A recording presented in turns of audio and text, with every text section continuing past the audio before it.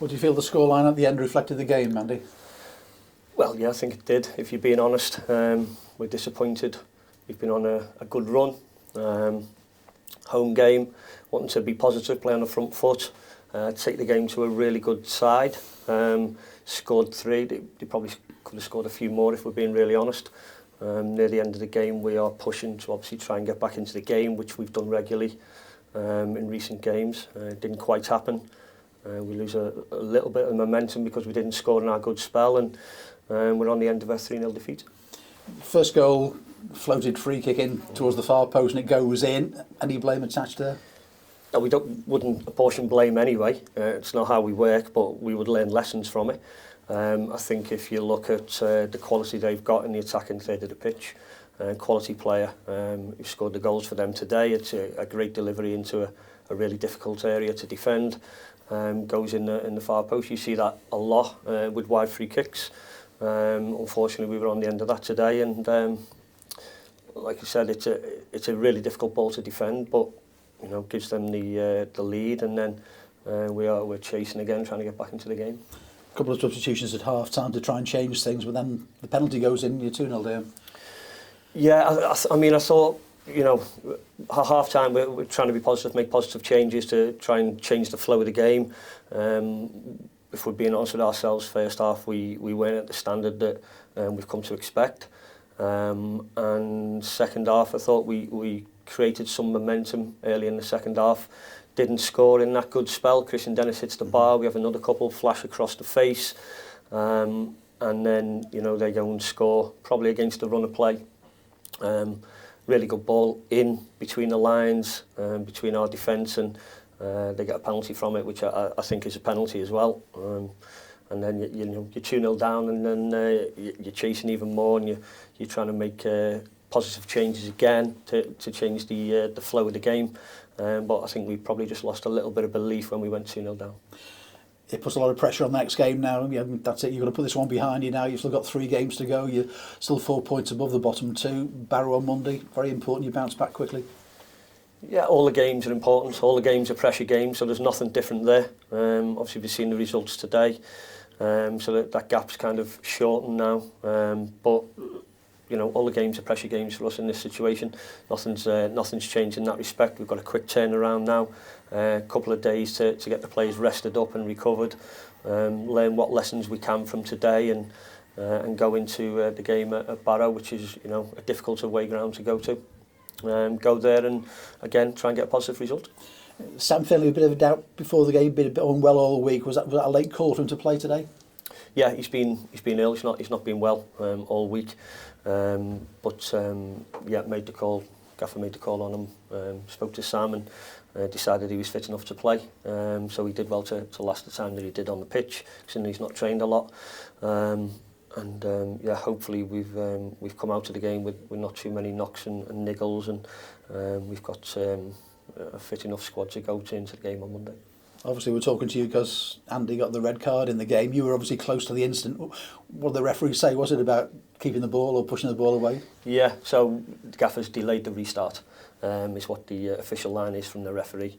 So it's an unfortunate one. It's just a reaction. Delayed the restart, and you know, the referee has to make a decision there.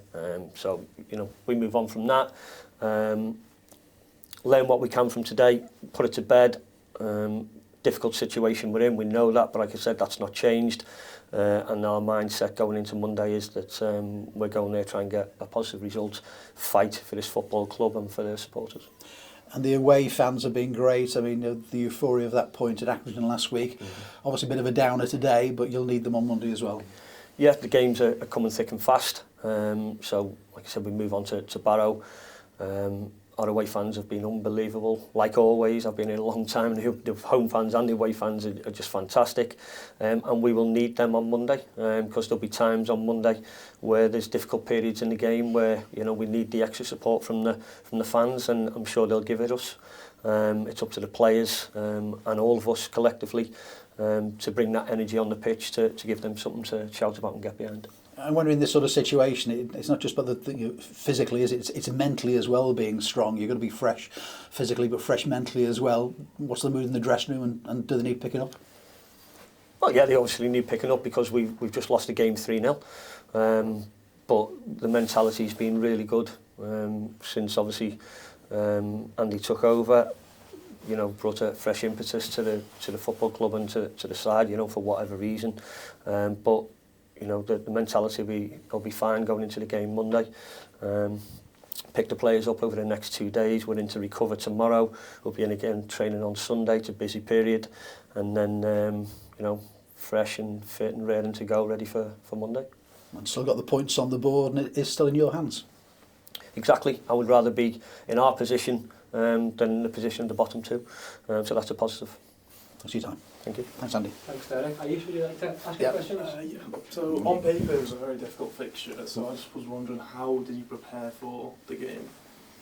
So the thing about League Two is all the opposition play varied styles. So you come up against I think the manager mentioned this in his pre-match, you come up against an Accrington side who play a different style to what we face today. Doncaster, excellent side, near the top of the table, pass the ball really well, play a formation where they get their 2 attacking wide players in difficult pockets where it's really difficult to defend. So we obviously worked to kind of negate their influence on the game. I think if you look at the first half, in terms of chances, they didn't have loads of big chances in the first half. I think their big chances came in the second half. But we were just not up to our usual standard in terms of how we were moving the ball, keeping possession, and the energy we brought when we were in possession of the ball. But yeah, to answer your question, they're a difficult side to plan and to prep, to face, because that's why they're near the top of the table. And like I said, we held our hands up. They were deserved 3-0 winners today. In terms of keeping possession, I noticed @𝗦𝗧𝗣𝗢𝗥𝗧 was going quite direct. He wasn't going short, and you weren't playing out the back. Was that a tactical decision? Or? Well, if you again, so you're looking at the opposition. If you look at the way they set up, so they play with a central 9 and they play with 2 outside strikers.